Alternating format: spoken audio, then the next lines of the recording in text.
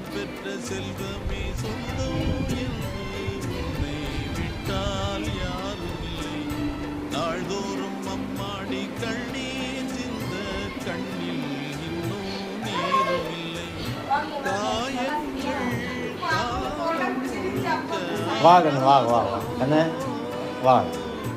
நான் செய்த பாவ கணக்கும் தீராதோ. மகிழம்பூவே எந்தன் மணிமுத்தே, குழலை போலே தினம் மழலை பேசும் இளம் பூங்கொத்தே பூங்கொத்தே.